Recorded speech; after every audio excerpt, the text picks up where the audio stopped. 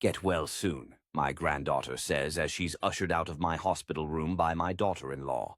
I won't be getting better soon, but nobody has the heart to tell her. I am dying of brain cancer. I haven't been out of my bed in 3 months. The doctor won't give me any direct information, but I know what my outlook is since they've placed me in hospice. That's where you go to die comfortably. The IV in my arm is running low. A nurse should be here soon to replenish it. It's one of the few things I have left to look forward to. My family barely visits anymore. The hospital is a 2-hour drive from home. I understand, though. It's hard to watch your father die slowly of something no one can control. I'm not scared, though. I have my next life to look forward to.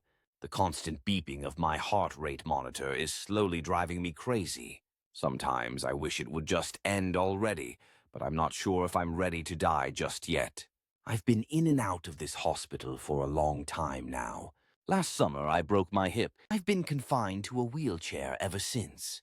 Losing your mobility after having it for almost 70 years is a terrifying thing. I can hear the doctor talking outside of my room.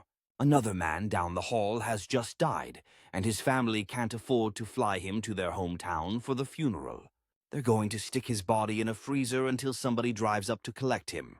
I can't stop myself from thinking about my fate. My family lives far away. Will the same thing happen to me? The doctor looks in my room as I lay here, pretending to be asleep. Maybe I'll learn something about my condition. He eyes a clipboard before sighing. The usually cheerful nurse has a sad look on her face. I know I'm close to dying. They're keeping something from me. Who do they think they are? I have a right to know about whatever is going on with me. The reality of my situation hits me like a brick wall for the 100th time today. Now I'm not sure if I want to know how bad I've got it. I don't know if I could handle knowing that I'll die tomorrow. How will my family react? The last thing I told my daughter was that I never wanted to see her again. That was 20 years ago. I've regretted that every day since, even more so now that I'm on my deathbed. She can't even be bothered to visit me. At least I know she made it in life. She's a lawyer. The day she got accepted to that Ivy League school was the proudest day of my life. I never got to see her graduate. After all these years, she still won't answer my calls. I shouldn't have let something so simple as a religious argument get in between us. My son may not have been as successful, but at least he still goes to God's house on Sundays. I'm proud of him for that. He's a mechanic for a big franchise. It's not much, but it's honest work, and it puts bread on his table. The nurse enters my room, but she won't look me in the eye. I didn't even get a smile today. Normally, she greets me with an exaggerated hello and a big grin. I miss that. I still thought I'd survive back then. I know better than that now. She wordlessly changes out the bag that my IV is connected to. Normally, she'll tell me a little bit about some sort of change in whatever is going into my wrist. But today, she just mumbled something before hurrying out of the room.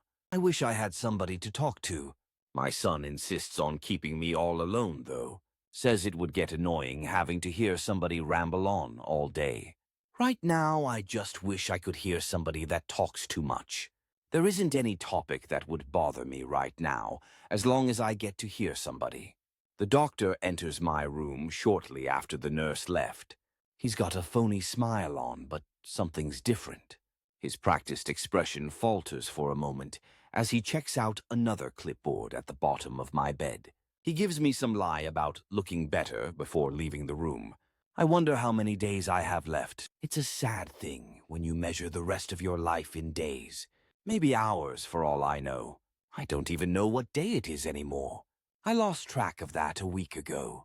I haven't cared enough to ask, not that I could do so very effectively. I haven't been able to speak very well ever since the cancer spread to its more recent boundaries. A hiccup in my heart rate brings me to better awareness. It happens every now and then, but it's been happening more frequently lately. I'll probably go later today, if not tomorrow. It's probably for the best. I'm nothing but a burden anymore, ever since my medical bills got more expensive than my Social Security. I wish I'd gotten better life insurance. I don't think I'd get a very good deal if I tried to get a little coverage today. I wonder if I've been good enough in life to get to heaven. I followed the good book all of my life, but I'm still not sure. I guess nobody's sure at this point in their life. Will the Lord be merciful of my sins? Does the Lord even exist? No! I can't be doubting him now. Not when I'm so close to meeting him. It's just my nerves. I know I'm going to his kingdom soon, and it's normal to be thinking these thoughts. It's all in my head. The sun is setting now. I reckon I've got about 30 minutes left before I can't see it anymore. I've gotten used to using the shadows to tell time. There's a clock in here, but the batteries died a while ago.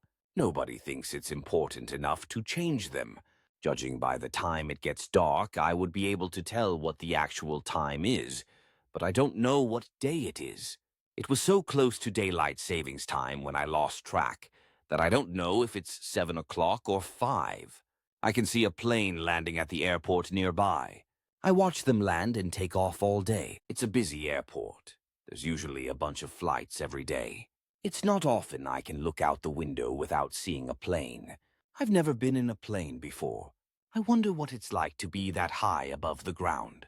I get a sinking feeling in my chest when I realize that I'll never know. The pain is back.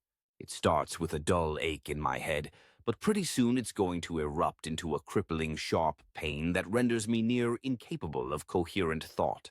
I've never felt this kind of pain all of my life, and that's saying something. I felt a lot of pain. I used to be a diesel mechanic. Dropping one of the heads of a semi's engine on your foot is painful, but it's nothing compared to this. The doctor won't give me any more painkillers than are necessary. He says they should still be working when I cry out in pain, and he tells my family that I'm just being dramatic. I hear screaming all around me all day. I know they're all suffering from the same thing. He won't give them any more of the medication either. The pain is getting worse.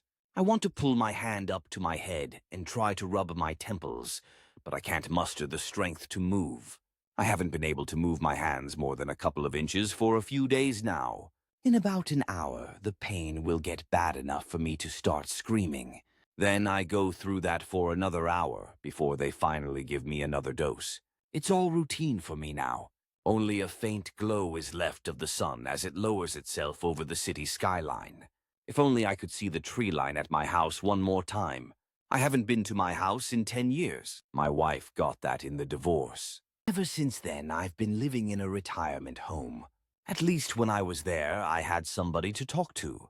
Those old people always wanted to play some card game, but they were great company when my family wasn't with me. I get a terrible feeling in my chest before I cough up a mixture of blood and bile. I'll have to wait until the nurse visits me in a little while before that gets cleaned up. I can't even wipe my face anymore. Maybe the blood is a sign that I'll die soon. I kind of hope so, as bad as that sounds. I know I shouldn't want to die, but it's hard to maintain the will to live when there's nothing worth living for. My heart rate monitor is fluctuating constantly now. Maybe that's a good sign, or a bad sign.